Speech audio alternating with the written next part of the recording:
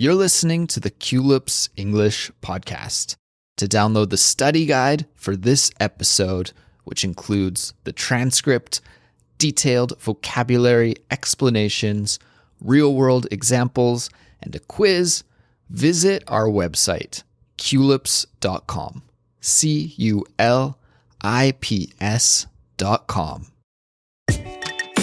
Hello, everybody. My name is Andrew. And I'm Jeremy. And you're listening to Culips.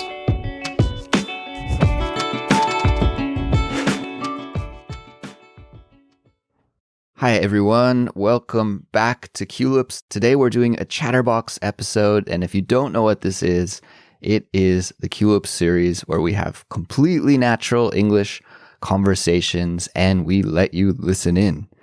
And today I'm joined by Jeremy. Jeremy, what's up? Not much, man. We're coming up on the end of the year here. So I'm a little busy, but good. Right on. Yeah, it's the end of the year. And because of that, we need to do our annual Culips wrap-up episode, our New Year's extravaganza, where we look back on 2019 and we reminisce about some of the highlights. And we also think about the future and look toward 2020 and talk about some of our goals and some of the things that we are anticipating for the new year. So that is what we are going to do here today, everyone. But just before we get into it, I do want to let you know that there's a study guide for this episode that includes lots of good things like a transcript, detailed vocabulary explanations and examples, some of the interesting or useful slang or idiomatic vocabulary that you'll hear Jeremy and I use today, and many other good things in the study guide too. So if you want to study with that, and we recommend that you do, just visit our website, culips.com, and you can do that.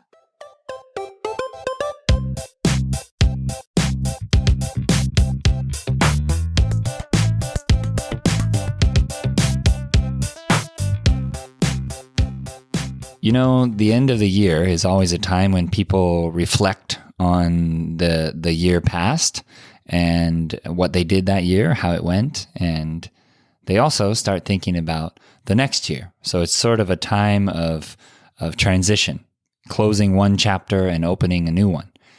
And one thing I think is kind of interesting is that next year is 2020. And when someone says that, 2020, what do you think? When you hear that word, 2020, what is the first thing you think? Vision, 2020 vision. Exactly. Yeah. Exactly. So 2020 vision is what we say in English to mean perfect vision. Mm-hmm. So if you go to the eye doctor to get glasses and you get your eyes checked out, they'll give you a number. Mm-hmm. And some people have bad vision or good vision. And perfect vision is 2020. Correct. So I think that next year is going to be a year of perfect vision, hopefully, for us. That's a nice way and an optimistic way to think about 2020. And I certainly hope it pans out that way.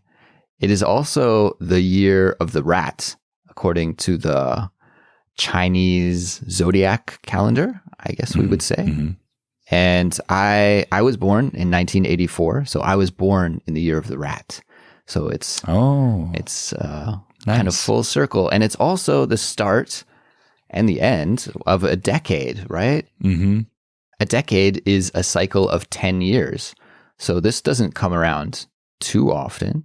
So lots of things to look forward to here in the new year. But why don't we start, Jeremy, by looking back on 2019 and reflecting a little bit. I always like to do this. Mm-hmm. What did you think of this last year? How was it for you? As a new father, every year is different with your child. So the first year was very difficult because we had a baby in the house. And this past year, we had a toddler in the house. So it's for those who have kids, they know the difference. One is something that just screams, and the other one starts to talk and act like a person. Right. So It's been trying. It's been a trying year. That's kind of maybe a difficult expression, but Trying year. So that means a trying year. means difficult, right? Or trying your patience, perhaps, too. We could also say. Like I was tested a lot, being tested. Yeah. Right. So it was a very trying year, but I learned a lot about myself thanks to my son, and I learned a lot about being a better person, I think, being a better father to him. Okay. Yeah, when I look back, that's the biggest thing that jumps out at me. What about you?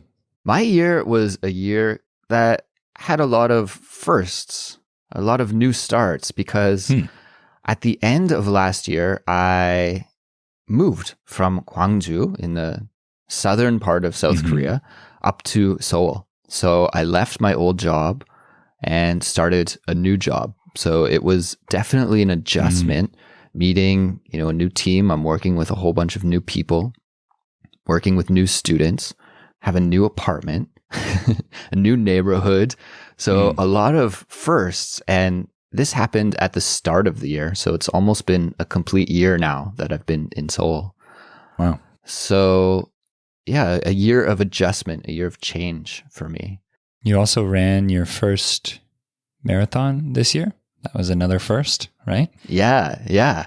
I ran my first marathon this year, and astute Culips listeners or mega Culips fans may remember from this time last year when we did our New Year's extravaganza episode for 2018 that this was one of my goals for 2019 was to run my first marathon. And I did it. So that was awesome. Good for you, man. Yeah, thank you. It felt really good to be able to cross that off of my bucket list. It was something that I had wanted to do for a while, and I did it. So that's great. Jeremy, did you make any New Year's resolutions last year? Are you a New Year's resolution maker? Not as much as some people are, I think, but I actually can't remember. It was probably something to do with my son, though, just being a better dad. And in the early years, having a kid, you don't get very much sleep, and sometimes that affects your mental stability, your emotional stability. Sure. And so there was a lot of things that came up for me in 2018 that I had to deal with personally, and in 2019 as well, there were many of those things. But I don't remember any kind of New Year's resolution in particular. If I recall correctly, the other New Year's resolution that I made was to not quit studying Korean. So as many of our listeners will know, Jeremy and I, we both study Korean. That's our second language. And I didn't want to put a really specific goal on my Korean studies because I thought I may disappoint myself. But I didn't want to quit because that's a sure way to fail, right? Is just to quit. That's definitely. And so I'm happy that I passed this New Year's resolution as well. I didn't quit studying Korean this year. I'm still going. So success all around. Good for you, man. Yeah. So looking forward to 2020, Jeremy, is there anything that you're anticipating for the next year? Are there any goals that you have for 2020? I have some goals, maybe a personal one and more of a lifestyle one. I'd really like to be able to spend a few months in Korea this year. Yeah, you should come. Yep, I'll be hitting you up. So be looking out for that. Cool. So I'd like to be able to do that this year. And also, I really want to focus on improving my Spanish and my written Korean. So I want to work on my writing and reading ability in Korean. Those are important to me. And I also want to expand my online business and stuff that I do for myself. Keep expanding that, not quit. Yes. like you said. To not quit is to expand, right? To not quit is to improve, we could say. Right. So that's kind of what I'm looking at. In a way, it seems like you're setting the bar really low when you set this goal for yourself, just to not quit. Yeah. But I think it's a really good goal because perseverance and habit making are so important. And when you can make good habits for yourself, this is when things start to really come to fruition. Again, I'm just going to repeat my goal from last year again for this year, and that's just not to quit Korean. And of course, you want to see improvement in all of the language skills, but I'm not going to set a specific goal for myself. I'm just going to keep going and try to study a little bit every day. That's good. Do you have a routine? Do you do it at the same time every day, or? Yeah. I mean, I go from studying many different types of materials. Sometimes I'm really into studying with movies or dramas. Sometimes I'm more into reading books and repetitive listening. And sometimes I'll get really heavy into using online tutors and speaking practice. And other times I focus more just on, listening and reading. So it's all over the place, but consistency is the key. No matter what technique I'm using, I have to be doing something. I can't just take a long break. So a little bit every day. I think you hit the nail on the head there when it comes to language learning, or especially language learning, I guess. If you just don't quit, you start doing it every day, and then you form a habit. And the habit is what makes change. All changes in our life are all, most of us are just a collection of habits. You open the door the same way, you put your shoes on the same way, those are all habits. You eat with the same hand, you like the same kind of foods, we're very habitual creatures. So I think you got the right strategy there for guaranteed future success. Jeremy, I feel like you may have read this book because I've heard you talk about this on your other podcast. The concept of, I think it's called habit linking. Habit piggybacking. Piggybacking, yeah. And there's this book that I read this year called Atomic Habits. Have you read that book at all? No, I think I've seen it. I think I saw it in a bookstore. Okay. But I haven't read it, no. Yeah, it's really interesting about the power of habits and how habits can be compounding. So if you start forming good habits, the results can be compounding, just like interest is on a loan or something, right? Yeah. The results can snowball, and this is one of the strengths of habits. And maybe we could save this topic for a different episode, because I think there's a lot that we could say about this. But just to go back to this habit piggybacking or habit linking, you link one behavior with another behavior. So for me, this manifests in like every time I'm doing the dishes, I'm listening to Korean.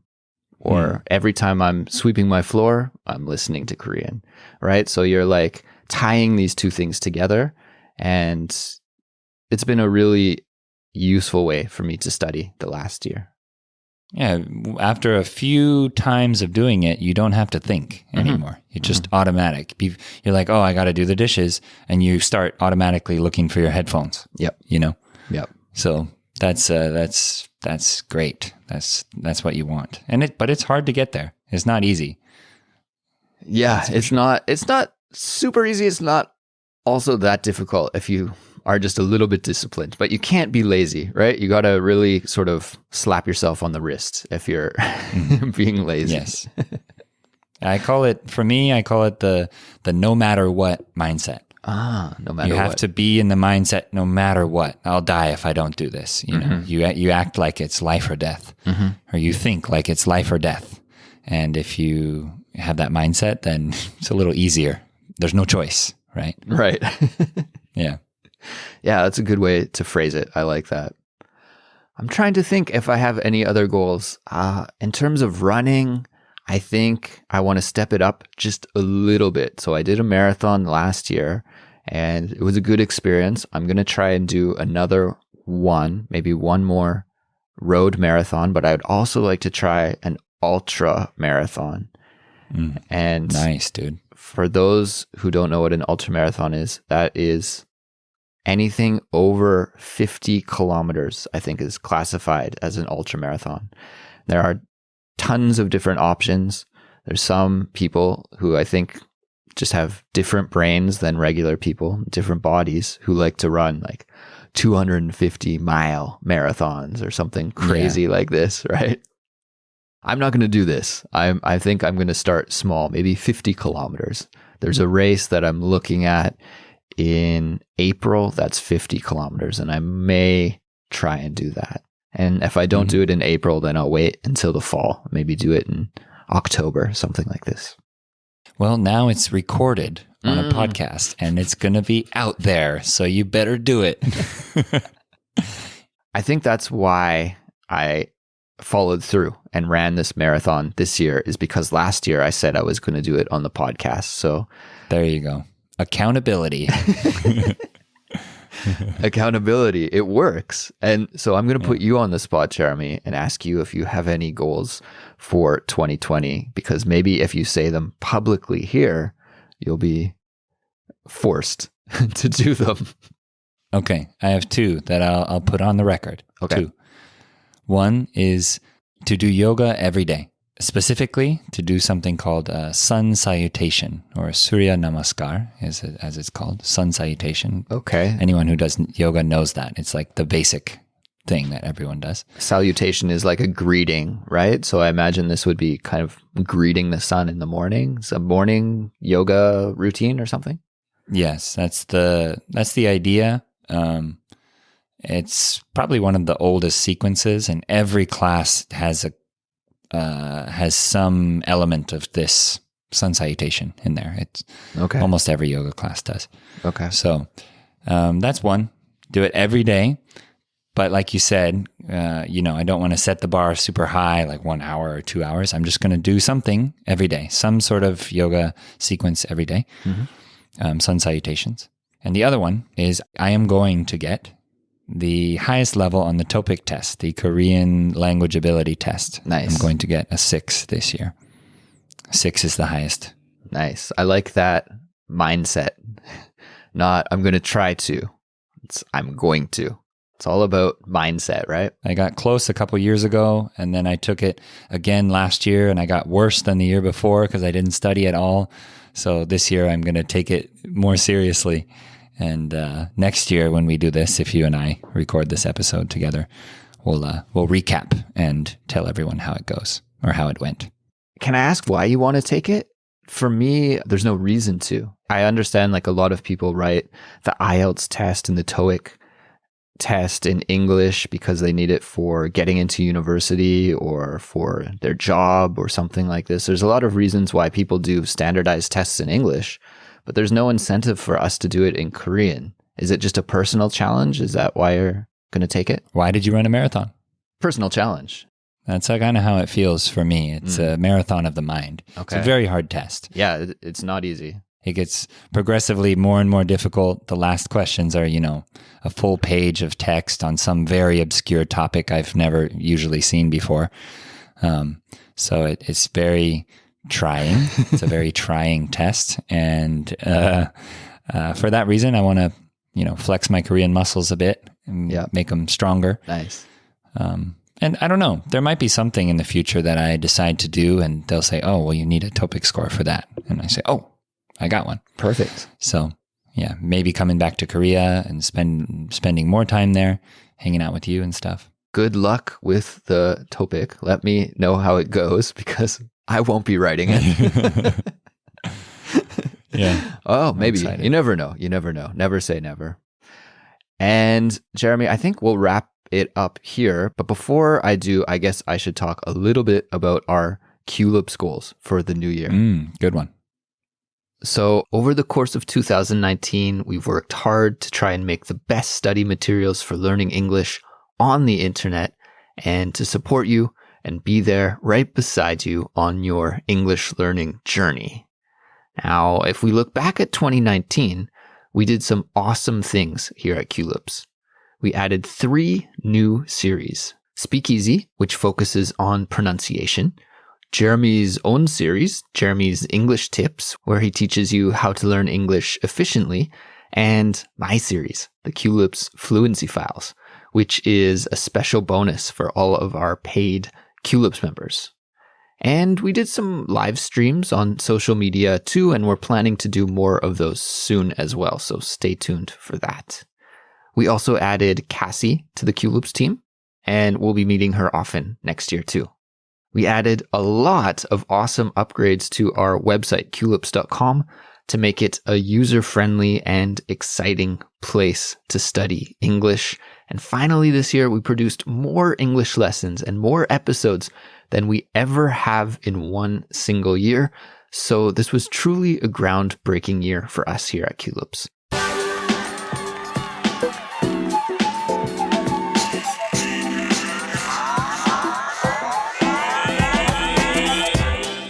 Thanks to all of you who have listened and studied with us in 2019. And a huge, massive thank you to all of our paid Culips members who supported us this year. Without you, Culips wouldn't exist. So thank you, thank you, thank you. Everyone, we've got big plans for 2020, and we hope you'll be there with us as we roll out some great new content that will help you get awesome at speaking English. We'll leave it here for now. Happy New Year, everyone, and talk to you in 2020. Happy New Year, everyone. Bye.